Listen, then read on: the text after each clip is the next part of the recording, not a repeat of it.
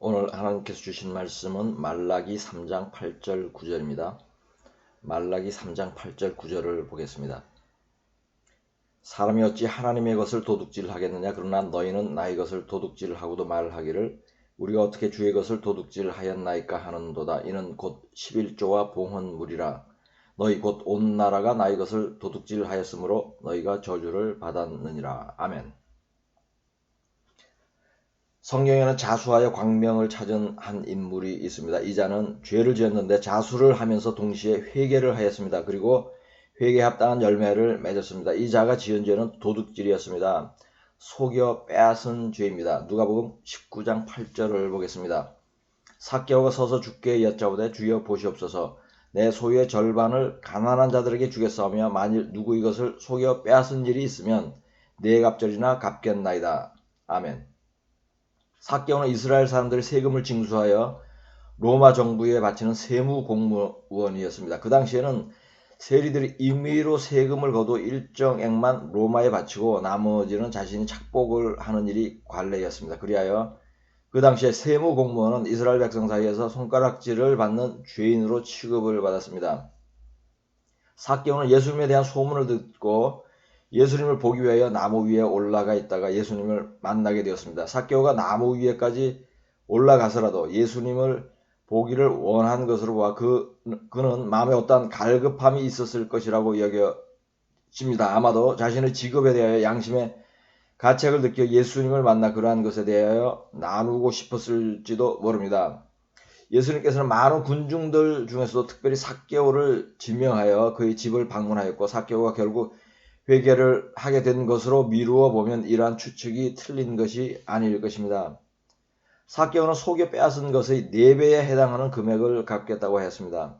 삭개오가 이렇게 말한 것으로 보아 삭개오는 하나님의 계명을 알고 있는 사람으로 여겨집니다. 왜냐하면 하나님의 계명은 훔친 짐승이 그대로 보존되어 있으면 2배로 갚고 훔친 짐승을 이미 잡았거나 팔았으면 4배 또는 5배로 갚도록 되어 있기 때문입니다. 이것이 하나님의 법입니다. 출애굽기 22장 1절과 4절을 보겠습니다. 사람이 소나 양을 도둑질하여 잡거나 팔면 그는 소 1마리에 소 5마리로 갚고 양 1마리에 양 4마리로 갚을지니라. 도둑질한 것이 살아 그의 손에 있으면 소나 낙이나 양을 막론하고 갑절을 배상할지니라. 아멘. 삭개오는 이러한 하나님의 법을 알고 있었습니다. 즉 삭개오는 하나님을 믿는 믿음이 있었던 사람이었으나 돈 욕심으로 한동안 죄 중에 빠져서 세리의 일을 정직하게 하지 않았던 것입니다. 그러나 예수를 만남으로 회개하고 회개에 합당한 열매를 맺기 위하여 자신이 속여 빼앗은 것을 하나님의 계명에 근거하여 돌려준 것입니다. 많은 사람들이 남의 것을 속여 뺏습니다. 후진국은 경찰이나 권력을 가진 자들이 사람들의 것을 속여 뺏기도 하고 강제로 빼앗아가기도 합니다. 남의 물건을 훔치는 것만 도둑질이 아닙니다. 빌린 돈을 주지 않는 것도 도둑질입니다. 초과 근로수당을 주지 않는 것, 세금을 정직하게 내지 않는 것 등이 모두 남의 것을 훔치는 것입니다. 국가에 납부하도록 법으로 규정된 것을 납부하지 않으면 죄를 짓는 것이며 처벌을 받습니다. 왜냐하면 국가의 돈을 도둑질한 것이기 때문입니다. 이처럼 사람 사이에 돈을 훔치면 벌을 받도록 법이 제정되어 있습니다. 하나님께서도 이러한 법을 만들어 놓았고 삭개오는 그 법을 지켰습니다. 하나님은 사람의 것을 훔친 자도 벌하시지만 하나님의 것을 훔치는 자도 벌하십니다. 사람의 것을 훔친 자가 받는 벌보다 하나님의 것을 훔친 자의 벌이 더 중할 것이 분명합니다. 여호수아 7장 24절 25절을 보겠습니다. 여호수아가 이스라엘 모든 사람과 더불어 세라의 아들 아간을 잡고 그 은과 그 외투와 그 금덩이와 그의 아들들과 그의 딸들과 그의 소들과 그의 나귀들과 그의 양들과 그의 장막과 그에게 속한 모든 것을 이끌고 아골 골짜기로 가서 여호수아가 이르되 네가 어찌하여 우리를 괴롭게 하였느냐 여호와께서 오늘 너를 괴롭게 하시리라 하니 온 이스라엘이 그를 돌로 치고 물건들도 돌로 치고 불사르고. 아멘. 아간이 감춘 재물은 하나님께 온전히 바쳐진 것으로 하나님의 소유입니다. 왜냐하면 노획물 모두를 하나님께서 바치라고 명을 하였기 때문입니다. 그러나 아간은 재물에 대한 욕심으로 하나님의 성물을 도둑질하는 죄를 지은 것입니다. 그리하여 그와 그의 가족과 모든 소유가 돌에 맞고 불에 타는 벌을 받았습니다. 하나님의 것을 훔친 죄가 매우 엄중한 것을 알 수 있습니다. 다음은 사무엘상 2장 16절 17절을 보겠습니다. 그 사람이 이르기를 반드시 먼저 기름을 태운 후에 내 마음에 원하는 대로 가지라 하면 그가 말하기를 아니라 지금 내게 내라. 그렇지 아니하면 내가 억지로 빼앗으리라 하였으니 이 소년들의 죄가 여호와 앞에 심히 크면 그들이 여호와의 제사를 멸시함이었더라. 아멘. 이 구절은 제사장 홈리와 비느하스가 하나님의 성물을 도둑질하는 것에 대한 말씀입니다. 제사 지내러 온 사람의 고기를 기름도 태우기 전에 빼앗아가는 패역한 짓을 한 것입니다. 원래 기름은 하나님의 것이므로 기름을 태운 후에 그 고기를 제사장이 먹을 수 있는 것인데 홈리와 비느하스는 기름채 구운 더 맛있는 고기를 먹으려고 제물을 가져온 사람의 고기를 강제로 빼앗은 것입니다. 이것은 하나님께 드릴 기름을 훔친 것입니다. 또한 제사 지낸 고기도 정해진 이상으로 가져다 먹은 것으로 보입니다.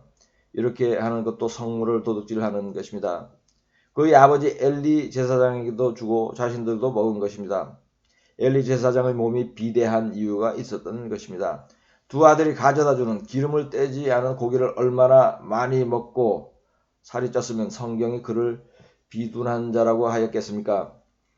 그래야 하나님의 엘리 제사장의 집안에 저주가 임할 것과 두 아들 홈리와 비느하스가 한날에 죽을 것을 예언하였습니다. 사무엘상 2장 31절에서 34절까지를 보겠습니다. 보라 내가 내 팔과 내 조상의 집 팔을 끊어 내 집에 노인이 하나도 없게 하는 날이 이를지라. 이스라엘에게 모든 복을 내리는 중에 너는 내 처소의 환난을 볼 것이요 내 집에 영원토록 노인이 없을 것이며 내 제단에서 내가 끊어버리지 아니할 내 사람이 내 눈을 쇠잔하게 하고 내 마음을 슬프게 할 것이요 내 집에서 출산되는 모든 자가 젊어서 죽으리라. 내 두 아들 홈리와 비느하스가 한날에 죽으리니 그 둘이 당할 그 일이 내게 표징이 되리라. 아멘. 다른 모든 사람은 복을 받더라도 홈리와 비느하스의 집안에는 환난이 있을 것이고 후손들이 모두 젊어서 죽는다고 합니다. 하나님의 것을 훔친 죄가 이렇게 엄중한 것입니다. 이 저주가 응하는 것을 보겠습니다. 사무엘상 4장 11절과 18절에서 20절까지를 보겠습니다. 하나님의 괴는 빼앗겼고 엘리의 두 아들 홈리와 비느하스는 죽임을 당하였더라. 하나님의 괴를 말할 때 엘리가 자기 의자에서 뒤로 넘어져 문 곁에서 목이 부러져 죽었으니 나이가 많고 비대한 까닭이라. 그가 이스라엘의 사사가 된 지 40년이었더라. 그의 며느리인 비느하스의 아내가 임신하여 해산 때가 가까웠더니 하나님의 괴를 빼앗긴 것과 그의 시아버지와 남편이 죽은 소식을 듣고 갑자기 아파서 몸을 굽으려 해산하고 죽어갈 때에 곁에 서 있던 여인들이 그에게 이르되 두려워하지 말라. 내가 아들을 낳았다 하되 그가 대답하지도 아니하며 관념하지도 아니하고. 아멘. 아버지와 두 아들과 며느리가 한날에 모두 죽었습니다. 이날에 이스라엘은 전쟁에서 패하고 하나님의 괴도 빼앗겼습니다. 하나님의 영광이 이스라엘을 떠났습니다. 하나님의 성물을 도둑질한 패역한 자의 말로가 참으로 비참하기 이를 데 없습니다. 이상으로 하나님의 허물을 도둑질을 한 아간과 엘리의 두 아들 홈리와 비느하스의 죄와 벌에 대하여 살펴보았습니다. 하나님의 것을 훔친 죄를 지은 이들은 사형에 처해지는 벌을 받았습니다. 가문에 저주가 임하는 벌을 받았습니다. 사람의 것을 훔친 죄는 몇 배로 변상하는 벌을 받으면 됩니다. 감옥에 가지도 않고 죽임당하지도 않습니다. 그러니 하나님의 것을 도둑질하는 죄는 사람의 것을 도둑질하는 죄의 크기와는 비교가 되지 않을 정도로 큰 것입니다. 이러한 깨달음을 가지고 다시 본문 말씀을 보겠습니다. 본문 말씀은 11조와 봉헌물을 온전하게 바치지 않은 것을 하나님의 것을 도둑질한 것이라고 표현을 하고 있습니다. 말라기 3장 8절 9절을 다시 보겠습니다. 사람이 어찌 하나님의 것을 도둑질하겠느냐. 그러나 너희는 나의 것을 도둑질하고도 말하기를 우리가 어떻게 주의 것을 도둑질하였나이까 하는도다. 이런 곧 11조와 봉헌물이라. 너희 곧 온 나라가 나의 것을 도둑질하였으므로 너희가 저주를 받았느니라. 아멘. 이 구절도 하나님의 것을 도둑질하면 저주를 받는다고 말씀을 하고 있습니다. 이 말씀은 지금도 살아서 역사하는 말씀입니다. 지금도 예수를 믿는 사람들은 11조 헌금을 하나님께 드려야 하고 많은 믿는 자들이 이 계명을 지키고 있습니다. 그러나 11조를 드리지 않는 사람들도 상당히 많이 있습니다. 약간의 헌금은 하지만 11조를 온전하게 드리지 않는 것은 하나님의 것을 도둑질하는 것입니다. 지금까지 하나님의 것을 도둑질하여 저주를 받은 예를 나누었습니다. 그렇다면 지금 이 설교를 들으시는 분들 중에 혹시 11조를 전혀 하지 않고 있거나 정확하게 10분의 1을 하지 않고 그보다 적은 금액을 하는 분들은 회개하고 이제부터라도 하나님께 11조를 바르게 드리고 하나님의 저주를 받지 마십시오. 그리고 현재는 11조를 하고 있지만 과거에 11조를 하지 않은 것이 있다면 그 금액을 추산하여 소급하여 모두 11조를 하십시오. 예수를 믿지 않아 11조를 하지 않았든지 예수는 믿었지만 믿음이 약하여 하지 않았든지 상관없습니다. 모두 소급하여 해야 할 것입니다. 이렇게 해야 하는 이유는 단순합니다. 예수를 믿든 믿지 않든 믿음이 크든 작든 상관없이 소득의 10분의 1은 하나님의 것이기 때문입니다. 실제로 삶에 적용하는 예를 들어보겠습니다.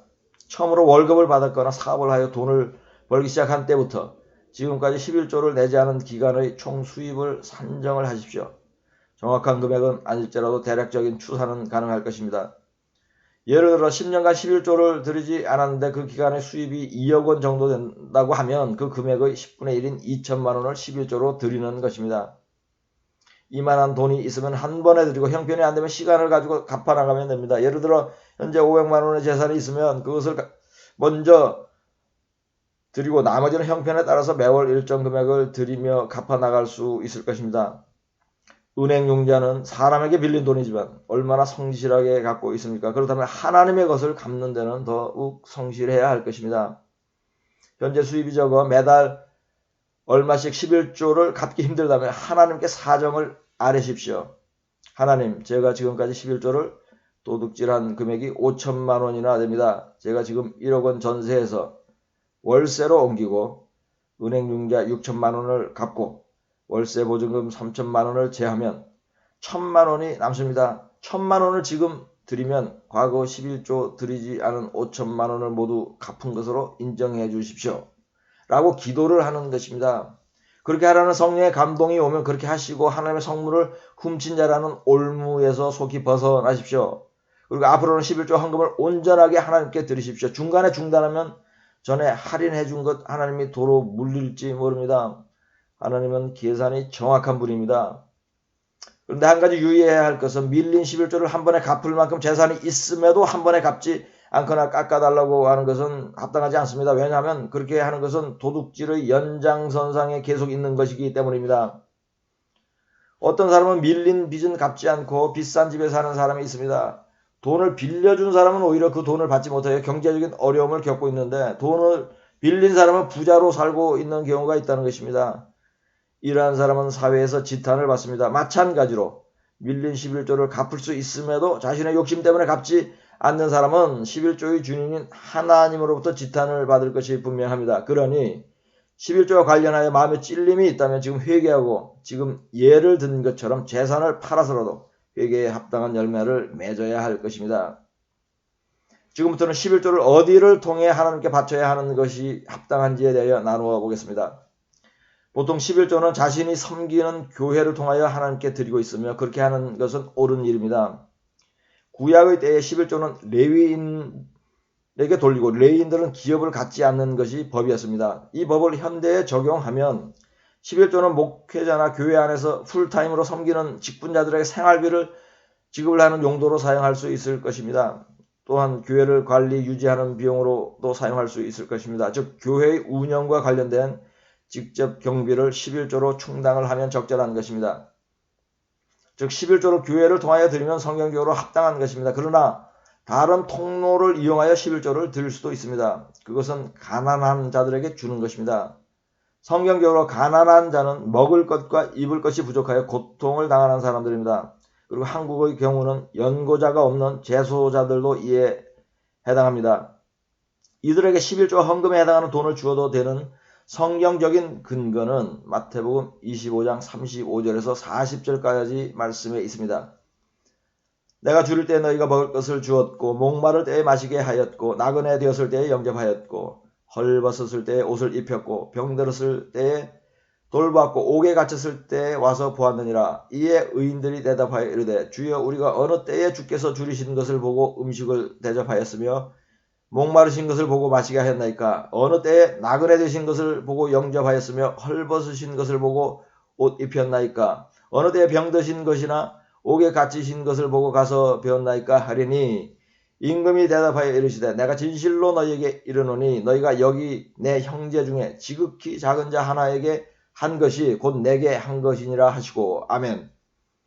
11조 헌금은 하나님께 드리는 것입니다. 그런데 이 구절의 말씀은 줄이고 목마른 자나 헐벗은 자 병든 자나 옥에 갇힌 자에게 한 것이 곧 주님께 한 것과 같다고 말씀하고 있습니다. 또한 성경에는 고넬료의 구제가 하나님께 상달되었다는 말씀이 있습니다. 즉 구제하는 돈은 하나님께 드려지는 것입니다. 사도행전 10장 4절을 보겠습니다. 고넬료가 주목하여 보고 두려워 이르되 주여 무슨 일이니까 천사가 이르되 내 기도와 구제가 하나님 앞에 상달되어 기억하신 바가 되었으니 아멘. 그러므로 이렇게 궁핍하고 고난에 처한 자들을 돕고 구제하는 데 돈을 사용하면 하나님께 드린 것입니다. 이렇게 성경을 해석하는 것은 매우 중요한 의미가 있습니다. 왜냐하면 참교회를 찾지 못하여 혼자 신앙생활을 하는 사람들이 11조와 헌금을 할 적당한 곳을 찾지 못하고 있기 때문입니다. 이러한 분들은 11조와 헌금에 해당하는 금액을 구제하는 데 사용하면 하나님께서 기쁘게 받으시는 헌물이 되는 것입니다. 그리고 교회 건물에 돈을 많이 들이거나 목회자들의 사례비와 활동비를 과도하게 사용하는 교회는 비록 자신이 섬기고 있는 교회일지라도 11조 헌금을 그곳에 해야 할지 고민할 필요가 있습니다. 이런 분들도 그곳에 11조 드리는 것보다 직접 구제를 하는 것이 하나님께서 더 기뻐하실 것으로 여겨집니다. 사실 거짓 목사에게는 헌금을 할수록 죄가 되는 것입니다. 이는 마치 바알의 제사장에게 제물을 바치는 것과 같은 것이니 하나님께서 오히려 진노를 하실 것입니다. 그러니 돈도 잃고 복도 잃는 이러한 일을 하지 않아야 하겠습니다. 또 다른 한 가지 방법은 참교회를 알아내어 그곳에 하는 것입니다. 비록 그 교회를 직접 섬기지는 않더라도 참주의 종을 통하여 11조와 헌물을 하게 된다면 하나님께서도 기뻐하실 것입니다. 11조와 헌금을 드릴 것을 기도하십시오. 그러면 그것이 가난한 자이든 구제기관이든 참교회이든 성령께서 인도를 하실 것입니다. 하나님께서는 자신의 재물을 헛된 곳에 드리는 것을 기뻐하지 않으시며 그렇게 하는 것은 성물을 도둑질한 죄와 다름이 없는 것입니다. 그러므로 기도를 하면 성령께서 반드시 어느 곳에 할지 감동을 주실 것입니다. 11조와 관련하여 잘못 이해하는 것이 하나 있습니다. 말라기 3장 10절을 보겠습니다. 만군의 여호와가 이르노라 너희 온전한 11조를 창고에 들여 나의 집에 양식이 있게 하고 그것으로 나를 시험하여 내가 하늘 문을 열고 너희에게 복을 쌓을 곳이 없도록 붙지 아니하나 보라. 아멘. 이 구절은 본문 말씀에 이어지는 것으로 온전한 11조를 하나님께 드리면 큰 복을 주신다는 말씀입니다. 그런데 큰 복을 주신다는 것을 복을 쌓을 곳이 없도록 붓는다라고 표현을 하고 있습니다. 그래서 이제 대부분의 목사들이 이 구절을 돈을 많이 쌓게 해준다는 의미로 해석을 합니다. 그러나 그것은 틀린 해석입니다. 그렇게 해석하는 것은 복과 돈을 항상 같은 의미로 해석하는 기복신앙이고 번영복음입니다. 먹고 입을 수 있을 만큼의 돈이 들어오는 것은 큰 복임에 분명합니다. 왜냐하면 인류의 3분의 1이 이러한 복을 누리지 못하고 있기 때문입니다. 그러나 그 이상의 돈이 들어오는 것은 그 돈을 어떻게 사용하는지로 복과 화가 결정되는 것입니다. 그러므로 큰 재물이 들어오는 자체를 복으로 해석하지 않아야 합니다. 따라서 말라기 3장 10절에 쌓을 것이 없도록 부어지는 복은 굶지 않는 복과 영적인 복을 의미하는 것이며 궁극적으로는 영원히 구원받는 복인 것입니다. 돈이 무더기로 쏟아지는 것이 아닙니다. 미국에서 어떤 교인이 목사가 11조를 하면 수입이 더 늘어난다고 말하여 1년 넘게 11조를 하였는데 오히려 수입이 줄고 형편이 더 어려워져 11조 드리는 것을 그만두었다고 말하는 것을 들은 적이 있습니다. 이 사람은 말라기 3장 10절 말씀을 잘못 해석한 목사의 피해자 중에 하나입니다. 이 목사는 성경을 잘못 풀어 교인을 실족하게 한 죄를 지은 것입니다. 한국의 많은 목사들이 동일한 죄를 짓고 있습니다.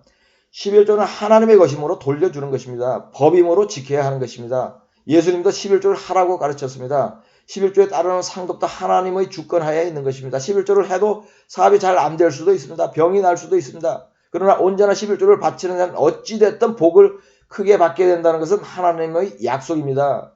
그러니 그 복이 눈에 안 보이고 손에 만져지지 않는다고 중단하지 마십시오. 꼭 지켜 행하십시오.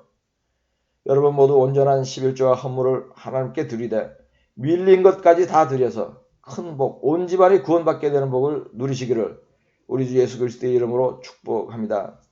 본문 말씀으로 설교를 마치겠습니다. 사람이 어찌 하나님의 것을 도둑질하겠느냐. 그러나 너희는 나의 것을 도둑질하고도 말하기를 우리가 어떻게 주의 것을 도둑질하였나이까 하는도다. 이는 곧 11조와 봉헌 물이라. 너희 곧 온 나라가 나의 것을 도둑질하였으므로 너희가 저주를 받았느니라. 아멘.